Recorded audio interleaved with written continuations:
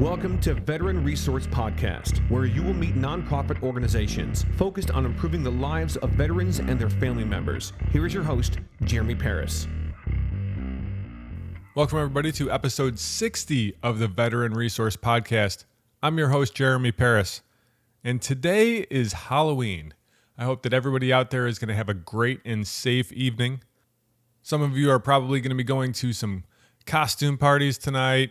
Some might be going trick-or-treating and dressing up with your kids, or maybe you might just be dressing up to hand out candy to some of the neighborhood kids that are coming over. A lot of you are going to be dressing up, and you're going to be donning that new identity. That made me start thinking, and I was able to draw a parallel between Halloween and transitioning out of the military. And stay with me for a second. Let's go back first. Way back to where I was just a kid. Many people don't know this. When I grew up, I got picked on all the time. I was born into the Jehovah's Witnesses, and I wasn't able to do what the quote-unquote normal people were doing, so I didn't celebrate holidays, and when people picked on me, I just let them. I never fought back. The environment that I lived in back in those days, not only did teachers let that happen, let that bullying happen, but they were actually some of the bullies themselves. I remember a story way back, couldn't even tell you how old I was, but I had this teacher that gave us all gifts on Christmas. And being a Jehovah's Witness, we weren't allowed to accept gifts on Christmas. When I got to my desk, there was a package waiting on my desk, and it was all wrapped up. And I raised my hand. I'm like, "What's this?" And the teacher said, "It's a gift from me." And I said, "Well, I can't accept gifts for Christmas." And she said, "Well, then just take it as just a regular gift from me to you." And I said, "No, I don't feel comfortable with that." And she got mad at me. And she walked over and ripped it off my desk and said, "Fine," and slammed it on her desk. And then we started doing our assignment. And she said, "Okay, everybody take out a pencil and we're going to start doing whatever it was." And I looked at my desk and I didn't have a pencil. And I raised my hand and I said, "Excuse me, I don't have a pencil." And she said, "Well, if you would have opened your gift, you would have had a pencil." And then she rips it open, rips all the paper off. And inside was a box with pencils and pens and rulers and things like that.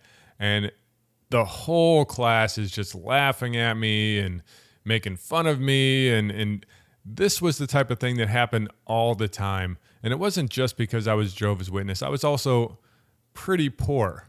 So back then, they would line people up at lunchtime and they would say, "Okay, all of the kids getting free food, go and stand over in this line.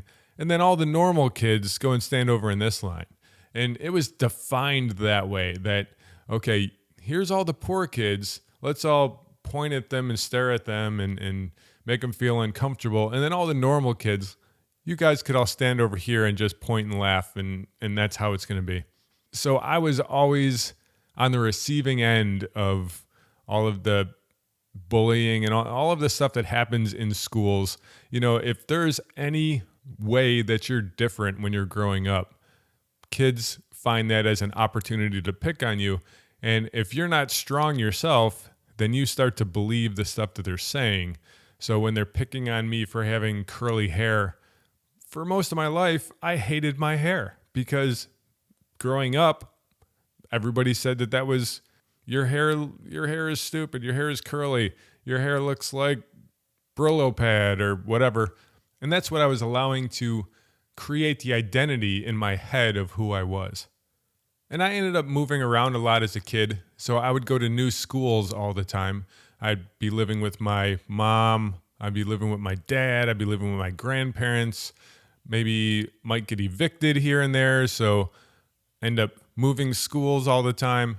And so every single time I would go into that new school, into my head, I was still that same person. So I would go to that new school and I would show up as the poor kid who was, different than everybody else. And I would almost immediately start getting picked on and fall right into that same pattern. It wasn't until I went to go live with my father when I was just turning 12 years old that all of that changed. My father said, listen, this is brand new for you. Nobody in this school knows you. Nobody in this entire city knows you. You could define yourself as whoever you want to be. If you want to be one of the cool kids, you could be one of the cool kids. If you want to be one of the jocks, you could be one of the jocks. You can decide who you are before you even go to school that first day. If you don't want to be a Jehovah's Witness anymore, then we can put you in classes and you can learn Catholicism. You can be Catholic if you want. And that's the option I chose. I said, yeah, I want to do that. I switched over and he said, clothing, you don't have to wear those corduroys with patches covering the holes in the knees. We can go out and we can get some pants. We can get some new stuff. What do you want to wear? And I actually went to the store not even knowing that was an option. Like up until then, it was always whatever was brought home for me. That's the clothes that I would wear. I didn't know that I can go and look at clothes and decide, oh, this is something I think would look really cool on me. So it was a new defining moment for me. The new identity that I took on was one of the cool guys. So I got my ear pierced. I had my first leather jacket. I started wearing boots and jeans and bandanas. And I was listening to Metallica and Megadeth and Anthrax. And that is the person that I created for myself. I saw the cool people in school that were doing that. So that's what I started doing. And I was able to kind of work my way into everybody around me thinking that's who I was. And I took it a little bit too far. I started getting in fights all the time, and I started smoking, and I started drinking, and I was the punk. I was the rebel. And that evolved over time to just fighting when I needed to, but I was still fighting quite often. And it wasn't until I went into the military that all changed. I was 17 years old, just graduated high school, went into the Army, and I recognized that it was an opportunity to once again change that identity and be whatever I wanted to be at that point. And I realized that I could become this squared away soldier. So I didn't have to be the rebel always fighting back against authority.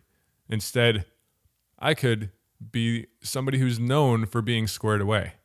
And so my boots were shiny, and I could do a ton of push-ups. I would max out my PT tests, and I was running all the time. And for fun, sitting down and reading regulations so that I could learn the right way to do things, and that people would start to think of me as being squared away.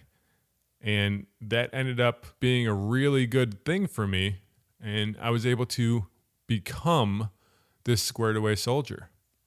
And then when I moved to Alaska, it was another opportunity. Now I got in with this group of people. They were kind of built. They were pretty tough, and they were super nice. And I'm like, I could be like these people. And I started going to the gym all the time, and I started figuring out what supplements were, and I started eating the right way with, heavy on the protein on workout days and things like that. And I changed my body completely, and I became this new me, this better me in my eyes of what I was before. But then I transitioned out of the military. And I think a lot of you can relate to this. There's probably a lot of listeners that recently transitioned out of the military. How do you define yourself when the past so many years, for me it was 10 years, I was a soldier. And I walked like a soldier, and I talked like a soldier, and I acted like a soldier. Yes, ma'am, no, ma'am, yes, sir, no, sir. That's who I was. I was this squared away soldier. I get out of the military, and I don't have a good idea of who it is I am anymore. I mean, I'm not a soldier anymore. And during that time, I looked at that period of time for me as a great time in my life. And now I'm looking at it as it's over. That time of my life is over. And what am I now? Is this just a watered down version of who I used to be? And so it took me a little while to figure out that next version of me, what I wanted to be and what I could become. It took a good long while. And I feel like there's a lot of you who are at that turning point right now where you might have defined yourself as being this military, squared away person who was trusted with millions of dollars of equipment. You were trusted with people's lives. You were trusted to make split-second decisions, and people looked up to you. People's lives were in your hands, and you were doing amazing things, selfless things for other people and for your country.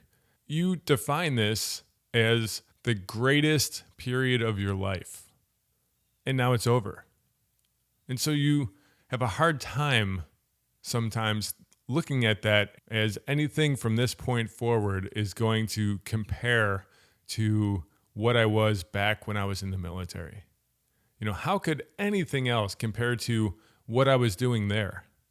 And if you continue to think that way, then it never will. If you continue to think that nothing you ever do from this point forward is going to compare to what you did in the military, then that is going to happen for you. You are going to create that for your life.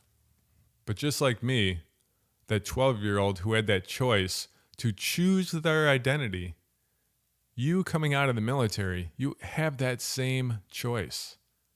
You can create whoever it is you want to be. You could be a politician. You could change the way that America is run. Or maybe you can be a leader in your community. You can help children. Or you could be somebody who is directly responsible for lowering veteran suicide. Maybe you want to be an actor or a musician or an artist or maybe a podcaster. Whatever it is, I think that it would serve you well to get super clear on what it is you want this next identity to be. Go on a hike somewhere. There's hiking trails all around this country, everywhere. Go on a hike. Get quiet in your mind. And just think about that person, that next you, that new identity that you can don. Who is it? What does it look like? What is that person doing? How is that person positively changing the world?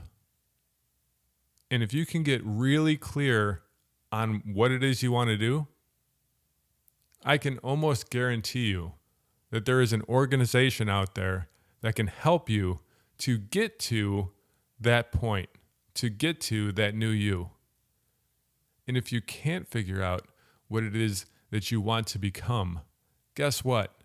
There's organizations out there that will sit down with you and help you even figure that out.